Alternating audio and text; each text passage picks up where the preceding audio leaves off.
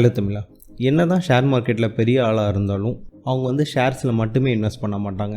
அவங்கக்கிட்ட நிறையா investment options இருக்கும். அவங்களோட போர்ட்ஃபோலியோவில் கோல்ட்ஸாக இருக்கட்டும், பாண்ட்ஸாக இருக்கட்டும், இல்லை ரியல் எஸ்டேட்டாக இருக்கட்டும், இந்த மாதிரி நிறைய ஆப்ஷன்ஸ்லாம் இருக்கும். அதே மாதிரியே தான் ஒரு காமன் இன்வெஸ்டராக, ஒரு சேலரிட் பர்சனாக இருந்தாலும் அவங்களுக்குன்னு ஒரு போர்ட்ஃபோலியோ இருக்கணும். அந்த போர்ட்ஃபோலியோவில் நிறைய ஆப்ஷன்ஸ் இருக்கணும். இந்த விஷயம் நிறைய பேருக்கு தெரியாமல் இருக்குது. இந்த வீடியோவில் நம்ம ஒரு 10,000 rupees எடுத்துகிட்டு எந்தெந்த ஆப்ஷன்ஸ்லாம் இருக்குது, எப்படி நம்ம வந்து சேஃபாக இன்வெஸ்ட் பண்ணணும் அப்படிங்கிறத பார்க்க போகிறோம். இந்த வீடியோ ஆரம்பிக்கிறதுக்கு முன்னாடி நான் ஒன்று சொல்லிடுறேன். இந்த வீடியோவை ஸ்கிப் பண்ணாமல் ஃபுல்லாக பாருங்கள். கண்டிப்பாக உங்களுக்கு யூஸ்ஃபுல்லாக இருக்கும். ஒருவேளை ஸ்கிப் பண்ணிங்க அப்படின்னா உங்களுக்கு ஏதாவது ஒரு யூஸ்ஃபுல் கான்செப்ட் உங்களுக்கு மிஸ் ஆகிற வாய்ப்பு இருக்குது. ஓகே, இப்போ உங்கள் கையில் 10,000 rupees இருக்குது. நீங்கள் மாதம் 10,000 சேவ் பண்ணலாம், இல்லை நீங்கள் 1,000 கூட சேவ் பண்ணலாம். ஒருவேளை நீங்கள் நான் 5,000 சொன்னேன் அப்படின்னா நீங்கள் 1,000 சேவ் பண்ணுற ஆளாக இருந்தால் நீங்கள் 500 rupees இங்கே இன்வெஸ்ட் பண்ணணும். இங்கே பெர்சன்டேஜ் தான் மேட்டர். ஓகே, ஃபஸ்ட் இன்வெஸ்ட்மெண்ட் என்ன அப்படின்னா தங்கம், கோல்டு தான். இந்த கோல்டில் நீங்கள் வந்து மாதம் நீங்கள் சிஸ்டமேட்டிக்காக 4,000 rupees நீங்கள் இன்வெஸ்ட் பண்ணணும். 4,000 ரூபா நீங்கள் இன்வெஸ்ட் பண்ணணும். நம்ம வந்து ஒவ்வொரு ஆப்ஷன் சொல்லிக்கிட்டு ஏன் அதுக்காக இன்வெஸ்ட் பண்ணுறோம் தெரிஞ்சால் தான் உங்களுக்கு கொஞ்சம் கான்ஃபிடென்ட்டாகவும் இருக்கும். கோல்டில் மெயினாக நம்ம இன்வெஸ்ட் பண்ணுறதுக்கு மொத்தம் 4 ரீசன்ஸ் இருக்குது. ஃபஸ்ட்டு நம்பகமான இன்வெஸ்ட்மெண்ட்டு.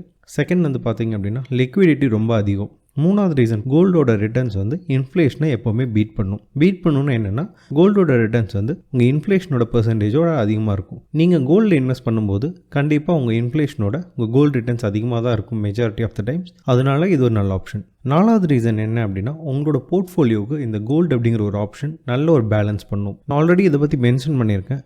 கோல்டு உங்களோட ஷேர் மார்க்கெட்டும் எப்போவுமே உங்களுக்கு வந்து இன்வெர்ஸ்லி ப்ரொபோஷனல் தான். உங்களோட கோல்டு இன்க்ரீஸ் ஆகும்போது மோஸ்ட் ஆஃப் த டைம் உங்கள் ஷேர் மார்க்கெட் டிக்ரீஸ் ஆகும். எதனால் அப்படின்னா மெஜாரிட்டி ஆஃப் த டைம்ஸ் மக்கள் வந்து ஷேர் மார்க்கெட் குறையும் போது அவங்களோட ஆல்டர்னேட்டிவ் இன்வெஸ்ட்மெண்ட்ஸ் வந்து கோல்டாக தான் இருக்குது. அந்த ஒரு காரணத்தினால கூட இந்த 2 இன்வெஸ்ட்மெண்ட்டும் இன்வெர்ஸ்லி ப்ரொபோஷனலாக இருக்கும். இந்த கோல்டு எப்படி இன்வெஸ்ட் பண்ணணும், என்னென்ன ஆப்ஷன்ஸ் இருக்குன்னு இப்போ 2 நாள் முன்னாடி தான் அந்த வீடியோ போட்டிருக்கோம். மேலே நான் ஐகானில் லிங்க் கொடுக்குறேன். இந்த வீடியோ முடிஞ்சதுக்கப்புறம் அந்த வீடியோ பாருங்கள். இங்கே நம்ம கோல்டு எய்தர் நீங்கள் வந்து ETF வாங்கலாம், இல்லை நீங்கள் ஃபிசிக்கல் கோல்டு காயினாக கூட வாங்கலாம். நீங்கள் 10,000 rupees சேவ் பண்ணுறீங்க அப்படின்னா 4,000 rupees வரும்ல, அந்த 4,000 rupeesக்கு நீங்கள் 1 கிராம் காயினாக கூட மாதம் வாங்கி வச்சுக்கலாம். இல்லை நீங்கள் 1,000 rupees சேவ் பண்ணுறீங்க அப்படின்னா 400 rupeesக்கு நீங்கள் ETF போகிறது பெஸ்ட் ஆப்ஷன். ஏன் அப்படின்னா ETFோட மினிமம் அமௌண்ட் ரொம்ப கம்மி. ப்ளஸ் நீங்கள் இதில் இன்வெஸ்ட் பண்ணும்போது சம்டைம்ஸ் கோல்டு ப்ரைஸ் இன்க்ரீஸ் ஆகலாம், இல்லை டிக்ரீஸ் ஆகலாம். அதனால் நீங்கள் எந்த இடத்துலையும் கன்ஃபியூஸ் ஆகி நிற்க தேவை கிடையாது. உங்களோட இந்த பிளானை வந்து நீங்கள் கண்டினியூவாக எக்ஸிக்யூட் பண்ணிகிட்டே போகலாம். எப்போவுமே உங்களோட 4,000 rupees வந்து எந்த ப்ரைஸாக இருந்தாலும் நீங்கள் கண்டிப்பாக வாங்கிடலாம். நெக்ஸ்ட், நம்ம கையில் இப்போ 6,000 ரிமைனிங் இருக்குது. கரெக்டாக அந்த 6,000ல் 2,000 rupees நம்ம எடுத்து ஃபண்ட் ETFல இன்வெஸ்ட் பண்ணணும். ஃபண்ட் ETFல நீங்கள் எதர் நிஃப்டி 50 இன்வெஸ்ட் பண்ணலாம், அல்லது சென்செக்ஸ் ETFல நீங்கள் இன்வெஸ்ட் பண்ணலாம். இது ரெண்டுமே பார்த்தீங்க அப்படின்னா நல்ல மார்க்கெட் கேபிட்டலைசேஷன் இருக்கிற 50 ஸ்டாக்ஸ் வந்து இந்த நிஃப்டி 50ல் இருக்கும். இதுக்கு நம்மளுக்கு கண்டிப்பாக டிமேட் அக்கௌண்ட் தேவைப்படுது. அப்படி உங்ககிட்ட டிமேட் அக்கௌண்ட் இல்லை அப்படின்னா இன்னொரு ஆப்ஷன் என்ன அப்படிங்கிறது இப்போ நான் சொல்கிறேன். ஃபர்ஸ்ட் நம்ம ETF என்னென்னு ஃபுல்லாக பார்த்துருவோம். இந்த ஃபண்ட் ETF நிறைய பேர் கொடுப்பாங்க. நீங்கள் SBIலேருந்தோ இல்லை ரிலையன்ஸ்லேருந்தோ நீங்கள் வாங்கிக்கலாம். இந்த இன்வெஸ்ட்மெண்ட் பிளான்லேருந்து நீங்கள் ஒரு 8 to 9% நீங்கள் ஆவரேஜாக எக்ஸ்பெக்ட் பண்ணலாம். ஒருவேளை உங்களுக்கு டிமேட் அக்கௌண்ட் ஓப்பன் பண்ண முடியல, நீங்கள் வந்து மியூச்சுவல் ஃபண்ட்ஸுக்கு போகலாம். அங்கே வந்து நீங்கள் எதில் இன்வெஸ்ட் பண்ணணும் அப்படின்னா மற்ற எந்த ஃபண்ட்ஸ்லையுமே நீங்கள் இன்வெஸ்ட் பண்ணக்கூடாது. ஒன்லி நீங்கள் இண்டெக்ஸ் ஃபண்ட்ஸில் மட்டும்தான் இன்வெஸ்ட் பண்ணணும். அதாவது உங்களோட நிஃப்டி 50 ப்ளஸ் சென்செக்ஸ் இருக்கிற அந்த ஃபண்ட்ஸில் மட்டும்தான் நீங்கள் இன்வெஸ்ட் பண்ணணும். மற்றபடி அவங்க மிட் கேப், லார்ஜ் கேப் நிறைய வச்சுருப்பாங்க, அதில் நீங்கள் போகக்கூடாது. இங்கே உங்கள் கையில் டிமேட் அக்கௌண்ட் இருந்துச்சு அப்படின்னா ஒரு ப்ளஸ் பாயிண்ட் என்னென்னா நீங்கள் கோல்டு ETFும் ஃபண்ட் ETFும் நீங்கள் வந்து 6,000 rupees டிமேட் அக்கௌண்ட்லேயே இன்வெஸ்ட்மெண்ட் முடிச்சிடலாம். நம்ம கையில் இப்போ 4,000 rupees பேலன்ஸ் இருக்குது. இந்த 4,000ல் நெக்ஸ்ட்டு 2,000 எதில் இன்வெஸ்ட் பண்ணணும் அப்படின்னா பப்ளிக் ப்ராவிடென்ட் ஃபண்ட்ஸ்.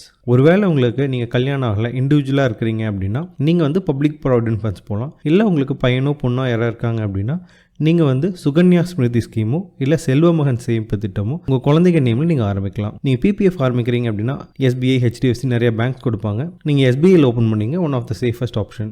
இந்த ஃபைனலாக இருக்கிற 2,000 வந்து நீங்கள் வந்து பெஸ்ட்டாக இருக்கிற ஷேர்ஸில் இன்வெஸ்ட் பண்ணணும். உங்களுக்கு நான் இப்போ 5 ஷேர்ஸ் சொல்கிறேன். நான் இந்த 5 ஷேர்ஸில் நீங்கள் என்ன பண்ணணும் அப்படின்னா எப்போல்லாம் உங்களுக்கு வந்து ஷேர்ஸ் குறையுதோ அந்த பர்டிகுலர் மந்தில் எந்த ஷேர் கம்மியான ப்ரைஸில் இருக்கோ நீங்கள் இந்த மாதிரி கிராஃப் பாருங்கள். இந்த கிராஃபில் உங்களுக்கு நீங்கள் பின்னாடி வந்து பாருங்கள், இந்த லாஸ்ட் 1 monthல் எந்த கம்பெனியில் வந்து கம்மியாக இருக்கோ நீங்கள் அதில் இன்வெஸ்ட் பண்ணலாம். இது என்னென்ன கம்பெனிஸ் நான் சொல்கிறேன். ஃபஸ்ட்டு பிரிட்டானியா, செகண்ட் பிடிலைட், மூணாவது HDFC, 4வது TCS, 5வது ஐஆர்சிடிசி. இதுவும் வந்து பார்த்திங்க அப்படின்னா அதிக வாலட்டைலாக இருக்கலாம். சம்டைம்ஸ் கம்மியாகும், சம்டைம்ஸ் அதிகமாகும். தயவு செஞ்சு பயப்படாதீங்க. ஒருவேளை கம்மியானால் கூட நீங்கள் எடுத்துடாதீங்க. நீங்கள் கான்ஃபிடென்ட்டாக மாதம் இந்த கம்பெனிஸில் நீங்கள் இன்வெஸ்ட் பண்ணிகிட்டே போயிட்டுருக்கலாம். நல்ல ஒரு ஸ்ட்ராங்கான போர்ட்ஃபோலியோவை இது கண்டிப்பாக அமையும். இந்த வீடியோ உங்களுக்கு பிடிச்சிருக்குன்னு நம்புகிறேன். பிடிச்சிருந்தால் லைக் பண்ணுங்கள். ஒருவேளை நீங்கள் நம்ம சேனலுக்கு சப்ஸ்கிரைப் பண்ணாமல் இருக்கீங்க அப்படின்னா சப்ஸ்கிரைப் பண்ணுங்கள். நெக்ஸ்ட் வீடியோவில் பார்ப்போம். டில் தென் ஹாப்பி இன்வெஸ்டிங்.